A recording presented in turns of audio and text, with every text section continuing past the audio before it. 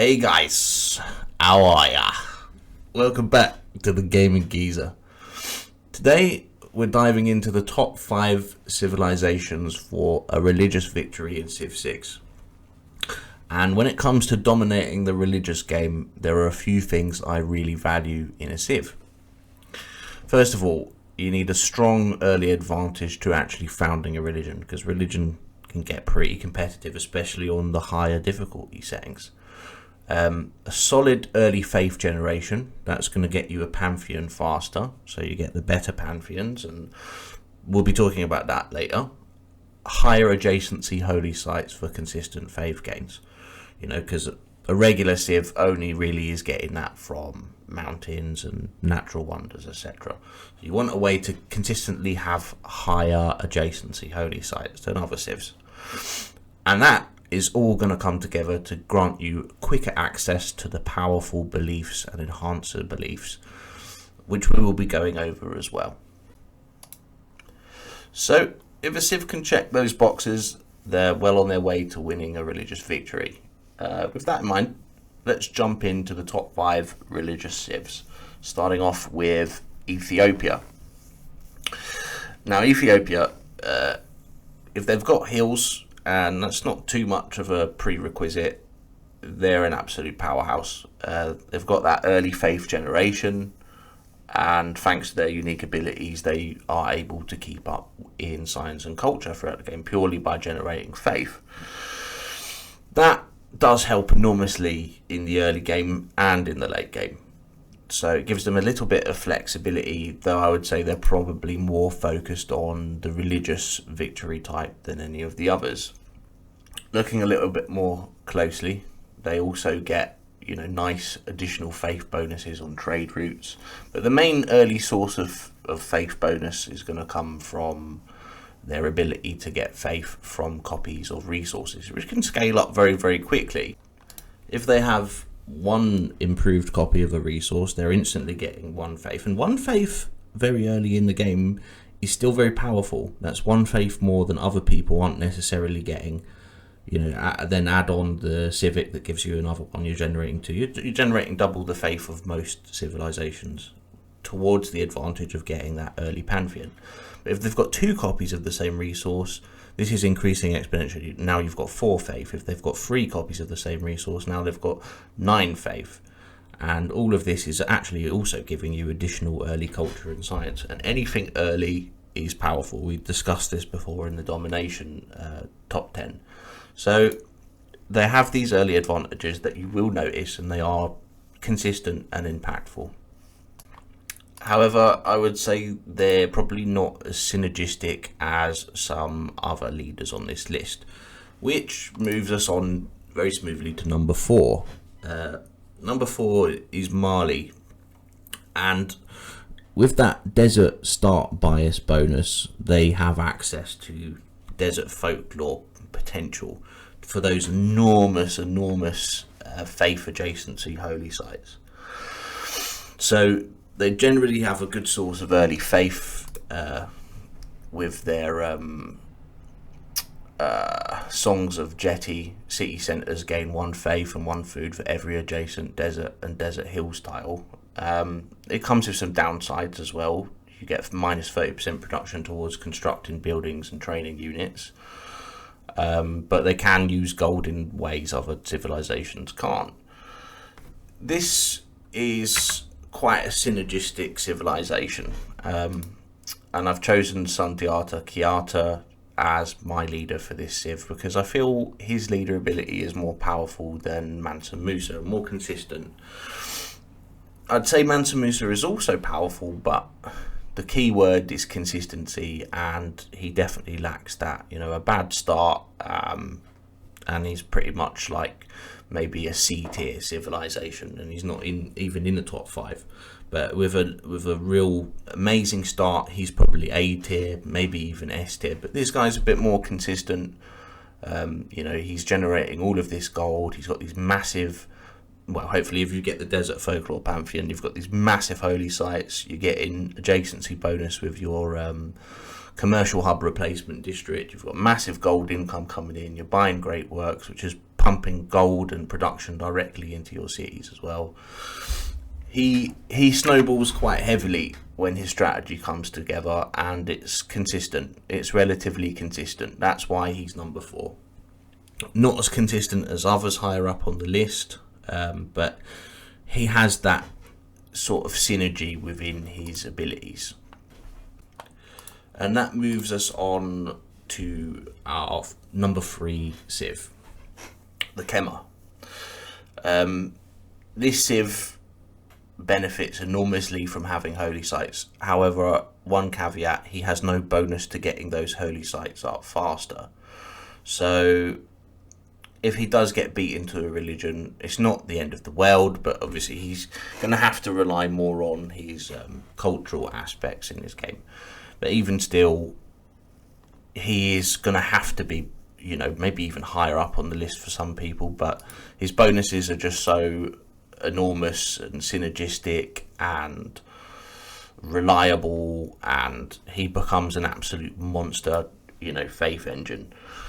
And he has enormous population potential, which feeds back into his faith in this sort of like a battery sort of system. Like he's feeding the faith, it's becoming food, the food's becoming more faith, and even culture later on with his unique temple building. So for those reasons, the way this civilization comes together, and the fact he does get, some nice adjacency potential, he gets a major adjacency bonus from rivers, and a cultural bomb, which is considerable early in the game. Having cultural bombs is more powerful than I think a lot of people would consider. Gets food, he gets housing, his farms are better, he's getting additional faith if it's adjacent to the holy site. He's very, very good. Some could argue, he could even be number 1 on some people's lists. I could even respect that decision. He's very, very, very good civilization. He's probably like on most people's S tier list, and I could totally see how he would place higher on this list. But I think the last 2 civilizations are just edging him out a little bit. And so we move on to number 2, which is Theodora of Byzantium. And much like Basil, who featured on my last top 10 list, she's a force to be reckoned with for a lot of the same reasons, but she's more toward the cultural and religious end of the victory spectrum, though domination victory is still absolutely a viable option. And that's also one of the reasons why she has to be up very high on anybody's list, because she has that versatility of win conditions. But her religious game is really, really good, and for many, many good reasons. But we're going to go into the first main reason. She gets bonuses towards religious strength. You have to consider that the main gate to you not winning a religious victory, or for it to take longer, is other people competing heavily with you, and their apostles are strong. They've got high combat bonuses because of the deity bonuses or more, whatever difficulty you play on. As long as it's above the medium difficulty, they're getting bonuses to their combat strength, their theological strength, I should say. So every time a holy city is converted to Byzantium's religion, including Byzantium's holy city, so they start with +3, and Byzantium's religion is spread to nearby cities when defeating a unit belonging to an enemy civilization or city-state. They're also, on top of all of that, getting a great profit point from cities with a holy site district. So they've got advantages to theological combat and also regular combat strength. They're getting their holy sites down earlier because they're getting that extra great profit point, which is enormous. That's enormous. And then on top of that, you look at the leader ability. Holy sites provide culture, so it's a lot like the Kema in terms of it's got this sort of like system where the faith is feeding back into another key resource. These are extremely powerful abilities. Like, you wouldn't have seen these abilities on civilizations earlier on in the game necessarily, because they are just a lot of these high power civs. They're just more synergistic in all of their abilities. Of course, you've got the Hippodrome still, which is an extremely powerful district because you're getting a free unit. So she can, even if she's not playing that domination game, maybe she just wants to defend her borders, or maybe she just wants to expand them a little bit to the next 2 or 3 civilizations around her, while gaining all of this combat strength from destroying their religion. So she's got 2 options. She can go in and spread her religion with her powerful apostles, or she can just go in with her units and take out any civilizations that are proving too difficult to do it in a more peaceful way. So for that reason, she has to be, in my top 2, because she's just incredibly powerful at all stages of the game. Great early advantages and many routes to victory.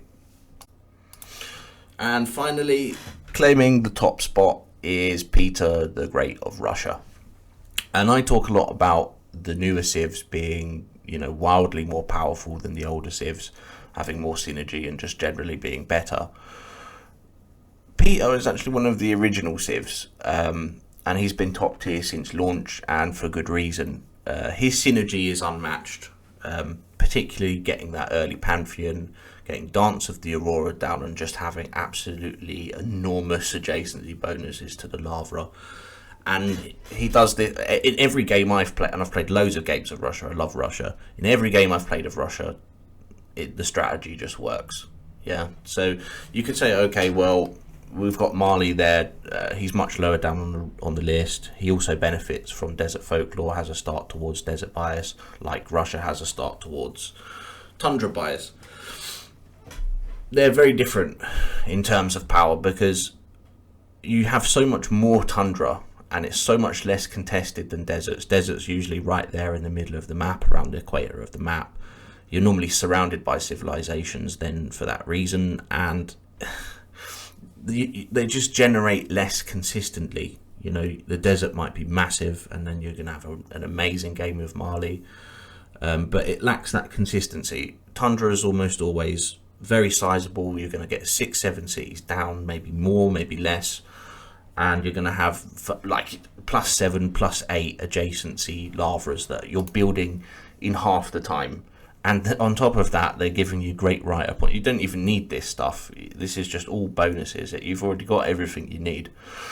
He gets extra territory when he's found in his cities, plus faith and plus production from Tundra. So all of those tiles that other civilizations would consider a little bit naff, they're very, very, very good for you. So you've got all that uncontested land, the massive lavras, a nice little defensive unit for later on in the game, and you're getting science and culture from trade routes, keeping you up in the game. It's consistent. You're going to be building, you're going to have your holy sites up faster, you're going to have your religion sooner, you're going to be the first to get the Pantheon, you're going to get your Dance of the Aurora, you're going to get your massive holy sites, and you're going to be pushing out missionaries like crazy. You're going to be able to abuse all of the most powerful beliefs. You're going to have first choice and all of that. So you're going to get the mosque down, you're going to get an extra religious spread, you're going to get your well, you've got loads of options. You've got tithe, for the plus gold for every 4 followers of the religion, or world church if you want the extra culture, or you can just go for pure faith, go for pilgrimage, get +2 faith in every city following this religion. The fact he gets first choice pretty much all the time, work ethic, converting your adjacency bonuses into production, which can help with maybe the slightly weaker tiles of the Tundra, go for work ethic. There's so many powerful beliefs in this game.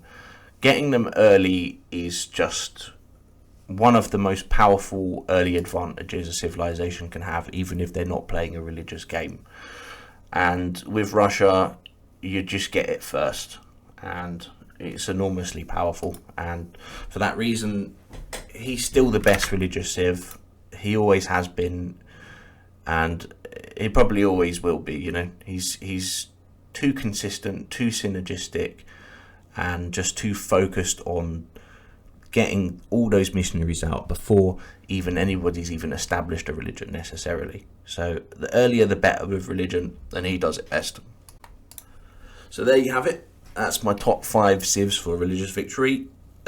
Each civ offers unique strengths and gameplay, but they all excel at getting their beliefs spread early and quickly, and they're just generally very powerful and synergistic civilizations. But who's your favourite religious civ? Did they even feature in this list? Let me know in the comments, and let me know if you disagree or you agree. And as always, I'm a new channel. Please don't forget to like and subscribe, and ring that bell for more Civ 6 and Civ 7 content coming out in the future.